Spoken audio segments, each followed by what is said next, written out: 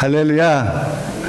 우리 주님께서는요, 비유로 말씀하시고 비유로 가르쳐 주셨습니다. 씨 뿌린 자의 비유는요, 마태복음, 마가복음, 누가복음, 이 공간 복음에 다 기록한 비유입니다. 참으로 중요한 비유이기 때문에 아마 새 성경에 계속 반복해서 기록하였을 것입니다. 이 비유 속에는 예수님이 우리에게 가르치는 놀라운 진리가 있습니다. 예수님께서 비유로 가르친 것은 참 누구나 모든 사람들이 다 쉽게 이해하고 알아들을 수 있는 그런 말씀입니다. 그때 당시에 사람들도 이해할 뿐만 아니라 오늘 이 씨 뿌린 자의 비유는요, 2000년이 지난 오늘 현대인들도 이 비유에 대해서 쉽게 이해할 수 있습니다. 왜냐하면 이 비유는 아주 단순하기 때문입니다. 하지만 이 비유를 가르친 이면에 숨겨진 진리가 있습니다. 여기 씨 뿌린 자의 비유 또한 마찬가지입니다. 이 씨 뿌리는 자의 비유는 이 씨 뿌리는 자가 씨를 뿌리러 밖으로 나갑니다. 그래서 씨를 뿌리는데 그 씨가 더러는 길가에 떨어지고요, 더러는 바위 돌짝밭에 떨어집니다. 더러는 가시떨기와 엉겅퀴가 있는 잡초밭에 떨어집니다. 그리고 어떤 씨들은요, 또한 좋은 땅 옥토에 떨어집니다. 길가에 떨어진 씨는요, 이 씨가 뿌리를 내리지 못하고 그냥 길가에 남아있기 때문에 사람들 발에 밟히고 또 새들이 와서 그 씨를 주워 먹는다고 합니다. 그렇습니다. 너무 당연한 거죠. 씨가 그냥 길가에 있는데 새들이 와서 그거 다 집어 먹습니다. 또한 이 바위 돌짝밭에 떨어진 씨는요, 그 씨는 흙이 너무너무 얇아서 뿌리를 내리지 못하고 뜨거운 햇빛이 내리쬐면 그게 열매를 못 잇고 그냥 말라지게 됩니다. 또한 이 가시떨기에 뿌려진 씨는요, 잡초밭에 씌어지기 때문에 이 씨가 자란과 함께 잡초가 더 크고 더 무성하게 자랍니다. 그래갖고 이 가시떨기나 엉겅퀴나 이 잡초밭에 뿌려진 씨는요, 그 기운이 막혀서 결국은 아무런 열매도 맺지 못합니다. 그 떨어진 씨앗은 오직 옥토에 떨어진 씨, 다시 말해서 좋은 땅에 떨어진 씨앗만이 열매를 맺어서 30배, 60배, 100배의 결실을 거두게 됩니다. 너무 당연한 말씀입니다. 농사를 좀 지어본 사람이라면 지극히 상식적인 말씀입니다. 길가에 떨어진 씨, 돌짝밭에 떨어진 씨나 가시 있던 물에 떨어진 씨는 결국 아무런 열매도 맺지 못하고 오직 옥토에 떨어진 좋은 땅에 떨어진 씨앗만이 열매를 맺는다는 것은 너무도 잘 알고 있습니다. 그런데요, 주님께서 이 비유의 말씀을 하시면서 외치십니다. 들을 귀 있는 자는 들을지어다 라고 말씀하십니다. 이 다 알고 있고 다 이 말씀을 들었음에도 불구하고 들을 귀 있는 자는 들을지어다. 우리 한번 8절 말씀 볼까요? 보면요, 더러는 좋은 땅에 떨어짐에 나서 100배의 결실을 하였느니라. 이 말씀을 하시고 이 부의 말씀을 하시고 크게 외칩니다. 외치시되 들을 귀 있는 자는 들을지어다. 이 비유의 말씀에는요, 그 이면에 또 숨겨진 진리가 있다는 겁니다. 이거 다 안 들었습니까? 다 들었습니다. 그런데 들을 귀, 이 말씀을 깨달을 수 있는 사람은 깨달으라는 겁니다. 이 말씀을 들을 수 있는 사람은 들을지어다라고 아주 강조하면서 큰 소리로 외치십니다. 강조했다는 것이죠. 그래서 주를 따르는 제자들이 이 숨겨진 진리에 대해서 예수님께 다시 한번 설명해 달라고 묻습니다. 이 비유가 어떤 비유입니까? 주님, 이것을 한번 설명해 주세요 라고 할 때 11절 말씀 보니까 이 비유는 이러하니라 하고 말씀하십니다. 이 비유에 대해서 해석을 해주십니다. 이 비유는 씨는 하나님의 말씀이라는 겁니다. 씨는 하나님의 말씀입니다. 씨는 천국 말씀이고 또 하나님의 말씀입니다. 그리고 이 씨가 떨어지는 밭은 사람들의 마음입니다. 그래서 이 하나님의 말씀이 어디에 떨어지냐에 따라서 열매를 맺기도 하고 맺지 못하기도 합니다. 씨 안에는 무엇이 있을까요? 씨 안에? 여러분, 씨가 열매 맺을 수 있는 이유가 뭘까요? 그래요. 씨 안에는 생명을 담고 있습니다. 그래서 씨가 제대로만 심겨지면 하나님의 법칙에 의해서, 자연의 법칙에 의해서 반드시 성장하고 그 생명으로 말미암아 또 열매를 맺게 됩니다.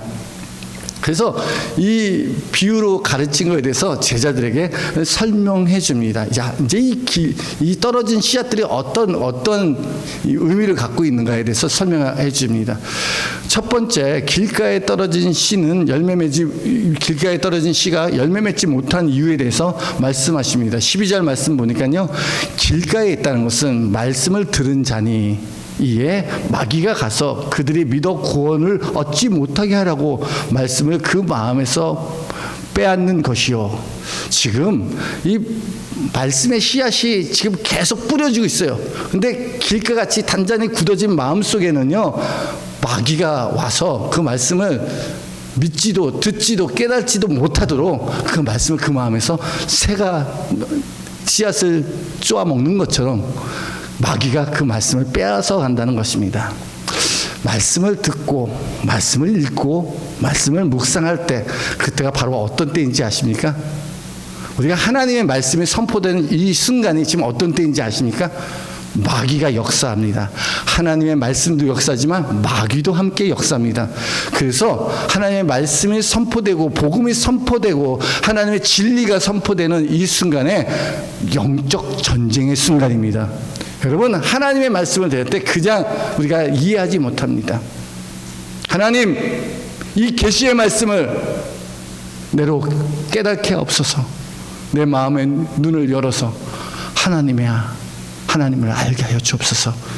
분명히 우리가 성령 안에서 무시로 깨어 기도하며 이 영적 전쟁에서 승리하기 위해서, 마귀의 계계를 능히 대적하기 위해서 하나님의 전신갑주로 무장해야 됩니다.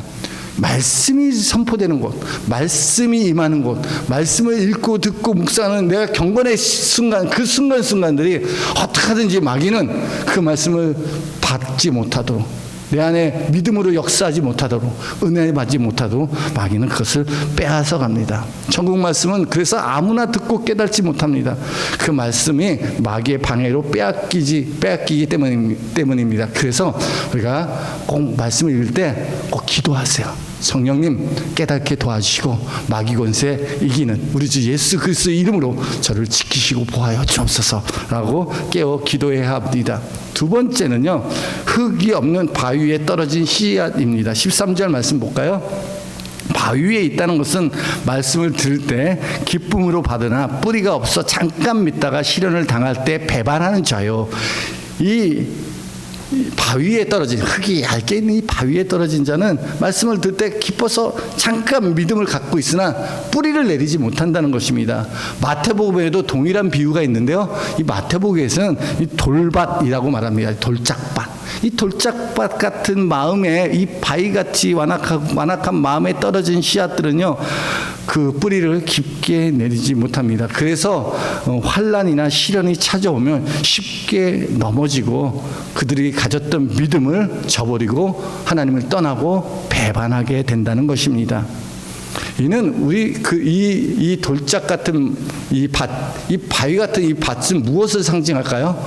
그렇습니다. 이 마음은 완악하고 강팍한 마음으로서 자기 고집과 자기 주장이 강한 것입니다. 회개치 않는 마음, 완악하고 강팍한 마음으로 자기가 주인되려고 하는 이 마음을 가진 자는 믿었으되 뿌리를 내리지 못하더라는 겁니다.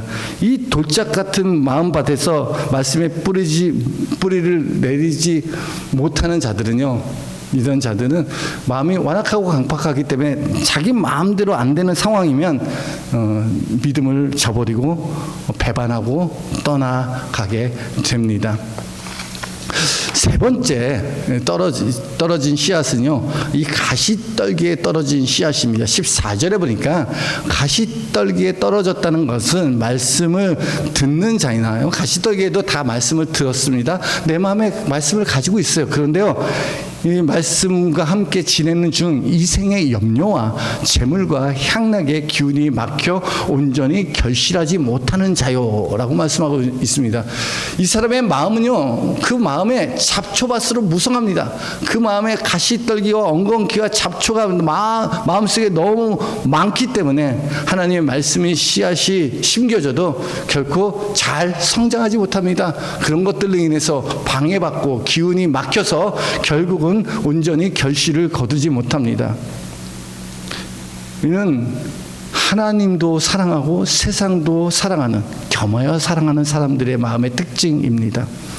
말씀을 듣고 신앙생활을 하고 있으나 늘 세상 염려와 근심이 찾아오고 재물의 욕심과 세상의 향락으로 말미암아 더 이상 열매 맺는 신앙으로 자라지 못하는 마음의 상태, 이런 자들이 말씀이 떨어졌지만 마치 가시떨기에 떨어진, 그냥 엉겅퀴에 떨어진 그런 씨앗과도 같다는 것입니다. 그럼 어떤 씨앗만이 열매를 맺을까요? 마지막 네 번째 15절 보니까 좋은 땅에 떨어진 씨앗만 열매를 맺습니다. 좋은 땅에 있다는 것은 착하고 좋은 마음으로 말씀을 듣고 지켜 인내로 결실하는 자이니라. 지금 어떤 땅에 떨어진 씨앗만이 열매를 거둔다고요? 좋은 땅, 좋은 땅이라는 것은 옥토와 같은 땅입니다. 부드럽게 흙이 기경돼서 잘 경작된 땅, 거기에 떨어진 땅에 심겨진 씨앗만이 결실을 거두는데, 그 좋은 땅을 뭐라고 표현합니까? 착하고 좋은 마음을 가진 자로서, 이 착하고 좋은 마음을 가진 자로서 말씀을 듣고 지켜 인내로 결실하는 자라고 말씀하십니다. 이 좋은 땅은요, 땅의 입장에서 보면요, 겨울 내내 묵은 땅, 단단히 굳어진 땅이 이 경작함으로 쟁기질을 하면서 이 땅이 뒤집어 엎어지는 겁니다. 그래서 흙들이, 그 단단히 굳어지고 묵은 땅의 흙들이 깨어지고 부셔지고 자갈과 돌과 이런 쓰레기들은 정리하고 부드러운 흙으로 바뀌는 땅, 그것을 우리는 좋은 땅이라고 하고요, 그것을 옥토라고 말합니다. 이는 착하고 좋은 말씀으로 말씀을 듣고 지켜 30배, 60배, 100배의 결실을 맺는 자입니다. 우리 사랑하는 성도 여러분, 우리가 신앙생활하면 어쩌면 이 씨 뿌리는 자의 비유를 많이 들었을 것입니다. 또 잘 알고 있을 것입니다. 여러분, 여러분의 마음의 상태는 어떻습니까? 여러분, 어떠한 마음을 지금 갖고 이 자리에 왔습니까? 여러분, 혹시 말씀을 듣는데 지금 마귀에게 그 말씀을 빼앗기고 있지는 않습니까? 그럼 말씀이 진짜 내가 이 말씀 꼭 들어야 될 하나님의 말씀이라고 깨어서 붙들고 있습니까? 여러분, 말씀을 읽을 때 정말 하나님 깨어서 이 말씀 내가 빼앗기지 말아야지, 내게 준 생명의 말씀이지, 생명의 양식이지 하며 전봉든 아이가 엄마 젖을 사모하듯 그렇게 사모하고 말씀을 듣습니까? 우리 영적 싸움을 싸우고 있어요. 우리 신앙생활은 영적 싸움의 연속입니다. 마귀는 어떻게 하든지 우리가 믿어 구원받지 못하도록 우리의 마음을 완악하고 강팍하게 만듭니다. 그래서 이 완악하고 강팍한 돌짝 같은 마음, 바위 같은 마음들은요, 뿌리를 내리지 못합니다. 그래서 하나님께서 그 마음을 깨트리고 부셔뜨려서 부드러운 겸손한 마음으로 우리가 바꾸기를 원합니다. 여러분, 하나님 앞에 나올 때 그렇게 부드럽고 겸손한 마음으로 주님을 찾고 있습니까? 그런 마음으로 여러분 주님을 바라보고 있습니까? 여러분, 하나님께 나올 때 여러분 여전히 주 앞에 나와서 예배하고 있음에도 불구하고 여전히 세상의 염려로 인해서 근심하고 있습니까? 세상 것들에 의해서 두려워하며 불안해하고 있습니까? 여러분, 어떤 마음으로 주님을 바라보고 있습니까? 혹시 여전히 돈을 사랑하고 재물을 사랑하면서 재물의 욕심에 사로잡혀 있습니까? 여러분, 어떤 마음입니까? 그렇게 주만 찾는 그렇게 거룩하고 성결한 마음으로 이 자리에 오셨습니까? 우리가 분명히 알아야 될 것은요, 하나님의 말씀은 아무나 듣고 깨달을 수 없는 비밀스러운 말씀입니다. 길가에 떨어지고 돌짝바다에 떨어지고 가시떡에 떨어진 씨앗은 결코 열매를 맺을 수 없습니다. 근데 이게 어떤 마음들일까요? 어쩌면 저와 여러분의 마음의 상태일 것입니다. 기경되지 않는, 깨어지지 않는, 회개하지 않는 마음의 상태를 주님이 말씀하고 있습니다. 이런 마음을 가지고서는 결코 열매 맺는 신앙생활을 할 수 없다는 것입니다. 아무리 진리의 말씀이 증거되고 천국 복음이 전파되고 하나님의 말씀을 공부하고 읽고 묵상한다 할지라도 내 마음의 상태가 여전히 영적 전쟁에서 지고 완악하고 교만하고 세상의 욕심으로 가득 차 있다면 열매 맺지 못합니다. 여러분, 내 삶에 신앙의 성숙이 없고 신앙의 변화가 없고 내가 천국의 기쁨과 평화를 누리지 못하는 것은 말씀이 문제가 있습니까? 아니면 내 마음의 밭에 문제가 있습니까? 다시 한번 말씀드려요. 이게 되게 중요해요. 하나님의 말씀, 태초부터 계신 하나님의 말씀이 능력이 없어서 변화가 일어나지 않는 것입니까? 아니면 내 마음의 상태가 여전히 타락하고 부패하고 죄로 가득하기 때문입니까? 문제는 내 마음을 제대로 지키지 못했다는 거예요. 지금 내 마음의 상태가 하나님께를 향하지 않고 하나님께로 집중하지 않고 또한 하나님을 찾지도 않고 있다는 것입니다. 그래서 우리가 사람들이 정말 지켜야 될 것, 정말 우리가 지켜야 될 게 참 많습니다. 근데 사람이 정말 지켜야 될 것이 사람의 마음입니다. 잠언 4장 23절에 보니까 모든 지킬 만한 것 중에 더욱 내 마음을 지키라. 생명의 근원이 이에서 남이니라 라고 말씀하십니다. 우리가 뭘 지키라고요? 여러분, 마음을 지키세요. 여러분, 마음을 지키세요. 어떻게 지켜야 될까요? 우리의 마음의 상태를 여러분 잘 알아야 됩니다. 마음을 지키세요. 여러분, 우리가 정말 하나님께서 우리의 마음을 지켜주지 아니하면 파수꾼의 경사가 허사입니다. 하나님이 그리스도께서 우리의 마음을 지킬 수 있도록 주님께 내 마음을 내어드려야 됩니다. 마음을 지키십시오. 우리 옆 사람과 인사하겠습니다. 당신의 마음을 진리로 지키시기 바랍니다. 네, 우리의 마음을 지키세요. 자, 생각해 보세요. 하나님께서 사람의 마음을 알까요, 모를까요? 우리의 마음을 잘 알까요, 모를까요? 하나님은 우리의 마음을 너무너무 잘 알고 있습니다. 지금 우리의 마음의 상태, 여기서 하나님께 예배하러 온 우리의 마음의 상태, 우리 한 주간 동안 살아왔던 우리의 마음의 상태 정말로 잘 알고 있습니다. 여러분, 마음의 상태 지금 어떻습니까? 우리 하나님 앞에 모두 속일 수가 없습니다. 한 가지 분명한 것은 하나님을 떠나 범죄한 인간의 마음은 타락하고 부패하였습니다. 예레미야 17장 9절에 보니까 만물보다 거짓되고 심히 부패한 것은 마음이라 누가 능히 이를 알려마는. 하나님이 창조한 모든 만물 중에 가장 썩어지고 거짓되고 부패한 것은 무엇이라고요? 인간의 마음입니다. 인간의 마음. 예수님께서도 바리새인들에게 경고의 말씀하셨습니다. 파리새인저, 서기관과 바리새인들아, 너희가 회칠한 무덤이 되는 거예요. 겉은 멀쩡해 보이지만 너희 안에는 지금 썩어진 것, 부패한 것만 가득하더라는 거예요. 그러니 너희가 하나님의 말씀을 깨달지도 듣지도 보지도 알지도 못하더라는 거예요. 누가 이 인간의 마음을 알 수 있겠습니까? 예레미야 17장 10절 그 다음 절을 보니까 나 여호와는 심장을 살피며 폐부를 시험하고 각각 그 행위와 그 행실대로 보응하나니. 하나님께서요 다 아세요. 우리의 심장을 살피고 우리의 폐부를 시험합니다. 우리의 심령을 감찰하시는 하나님입니다. 그러하기에 타락한 인간의 마음이 부패하였기에 하나님께서 어떠한 사랑의 말씀, 진리의 말씀을 하여도 죄인은 그 말씀을 알아들을 수도 없고 깨달을 수도 없는 것입니다.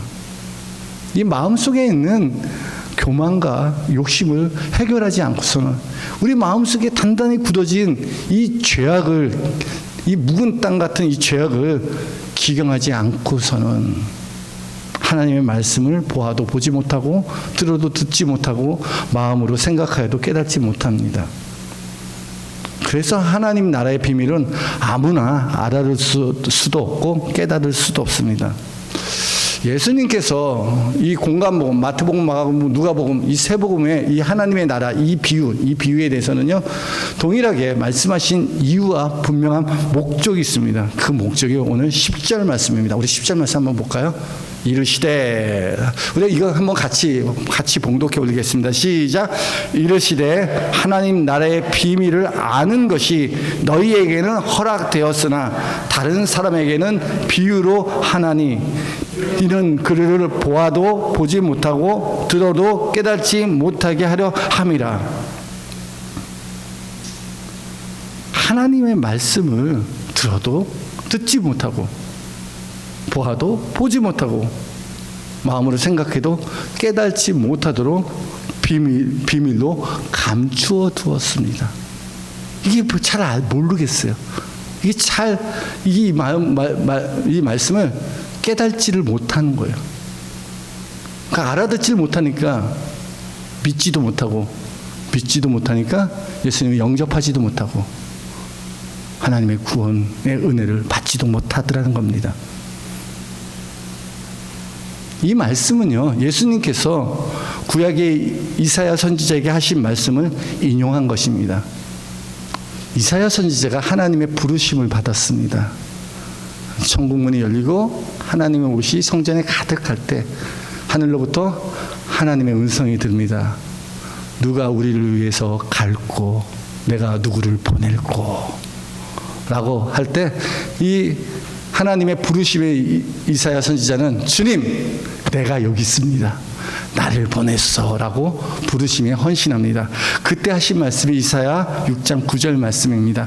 여호와께서 이르시되 가서 이 백성에게 이르기를 너희가 듣기는 들어도 깨닫지 못할 것이요 보기는 보아도 알지 못하리라. 하나님이 이스라엘 백성들에게 하나님의 그 말씀을 전하라고 말씀해서 뭐라고 말씀하십니까? 너가 전해도 그들 알아듣지 못해. 네가 아무리 하나님을 증거해도 그들은 보지도 못해. 그들이 네가 하나님의 진리의 말씀을 잘 가르쳐도 그들은 깨달지도 못할 것이라는 겁니다. 얼마나 답답합니까? 그렇습니다. 귀가 막히고 눈이 감기고 마음이 둔한 백성에게 하나님의 말씀을 전파하라는 것입니다. 그렇다면 누가 하나님의 말씀을 듣고 깨달아 구원을 받을 수 있겠습니까? 죽은 자가 어떻게 하나님의 말씀을 들을 수 있겠습니까? 하나님의 말씀을 누가 깨달아 정말 그 구원을 얻는 지혜를 가질 수 있겠습니까? 우리 사랑하는 성도 여러분, 여러분은 하나님의 말씀을 듣고 그리고 그것을 믿어 순종하여 구원의 은혜를 얻었습니까? 여러분, 그게 하나님의 말씀이 나에게 하신 하나님의 말씀, 그 하나님의 약속하신 말씀이 믿어집니까? 이게 놀라운 거예요. 이 비밀스러운 천국 복음, 하나님의 말씀이 아무리 전파돼도 그 유대인들에게 이 말씀이 전파돼도 그들은 그 말씀을 알아듣지 못했습니다. 이것이 놀라운 은혜입니다. 이방인이었고 어린아이 같은 우리에게 하나님의 말씀을 듣고 구원의 은혜를 입고 살아가게 하는 것은 하나님께서 우리에게 허락한 축복입니다. 하나님은 뭐라고 말씀하십니까? 하나님 나라의 비밀을 아는 것은 너희에게는 허락되었다고 말씀하십니다. 이 너희에게는 허락되었다. 너희에게. 다른 사람들은 그것을 들어도 보아도 마음으로 생각해도 알지도 보지도 깨닫지도 못하지만 너희에게는 허락되었다는 거예요. 하나님께서 우리가 은혜 받을 수 있도록 우리가 허락해 주신 것입니다.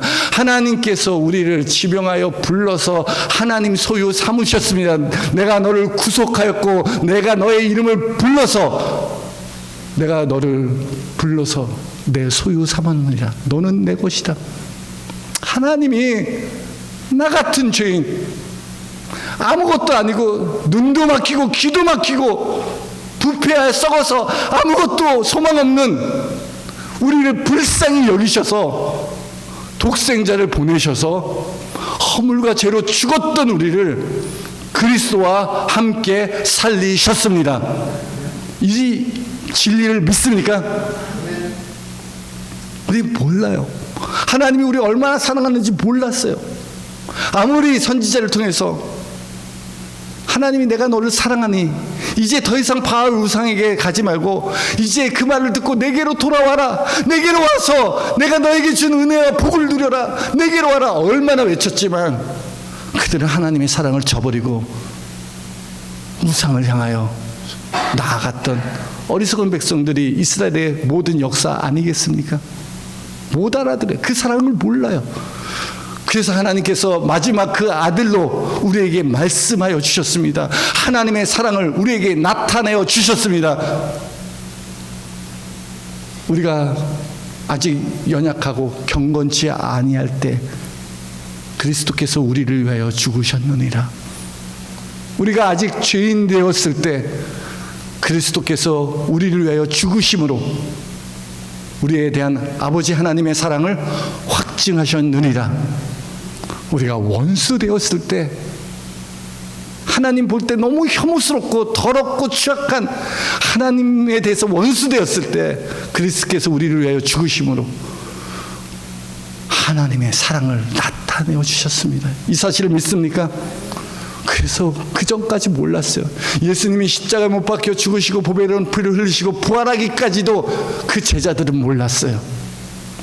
그런데 마침내 하나님의 이 놀라운 비밀을 깨닫게 된 거야. 아, 예수님이 태초부터 계신 하나님의 말씀이셨구나. 예수님이 우리를 구원하기 위해서 이 땅에 오셨구나. 하나님께서 선지자들에게 미리 예언한 약속을 성취하신 분이 바로 하나님의 아들 예수님이시구나. 그 예수님이 하나님이 보내시기로 하는 다윗의 자손으로 오실 메시아 곧 그리스도구나. 성결의 영으로서는 죽은 자 가운데서 부활하셔서 하나님의 아들로 선포되셨습니다. 믿습니까? 그런 예수님이요. 그 예수님이 보여주지 않았다면, 그 예수님이 십자가와 부활로 예수님이 하나님의 사랑이고 우리의 의와 진리와 구원이 되신 것을 보여주지 않았다면 우리가 어떻게 하나님의 그 놀라운 사랑과 구원을 깨달을 수 있겠습니까? 이 예수님을 믿고 영접하는 것이 곧 하나님의 말씀을 옥토와 같은 심령에 받아들이는 것입니다. 우리 사랑하는 성도 여러분, 우리는 때로는 이 말씀을 들을 때 이렇게 생각합니다. 착하고 좋은 마음이 되어야겠다라고 적용합니다. 그래서 우리가 착한 마음을 가지려고 노력합니다. 그런데 여러분 정말 착하고 좋은 사람이라고 스스로 생각합니까? 여러분 생각할 때 나는 진짜 착해. 법 없어도 살 사람이야. 나처럼 좋은 사람이 어딨어? 나는 진짜 하나님 천국에 가도 진짜 하나님께 칭찬받을 그런 좋은 사람이야 라고 자신할 수 있습니까? 그렇게 생각하시는 분도 혹 있을 수 있습니다. 그러나 우리가 거룩하신 하나님 앞에 설 때마다 우리의 연약함이 드러나기 시작합니다. 우리 죄인입니다. 하나님 은혜 없이는, 그의 긍휼 없이는 살아갈 수 없습니다. 제가 어렸을 때 아는 형님이 계십니다. 이분은 조직에 몸담고 계신 형님이신데 같이 목욕탕을 갔는데 이 어깨에 문신을 적었습니다. 착하게 살자. 착하게 살자. 제가 그거 어린 마음에 그걸 보고서 그게 너무 멋있어 보였습니다. 그래서 그 이후에 제 좌우명도 착하게 살자라는 겁니다. 착하게 살자. 근데 내가 볼 때는 아무리 문신을 적고 착하게 살자 하고 내가 좌우명으로 착하게 살자고 다짐하고 결심해도 내가 착하게 살 수 없다는 것을 깨닫게 됩니다.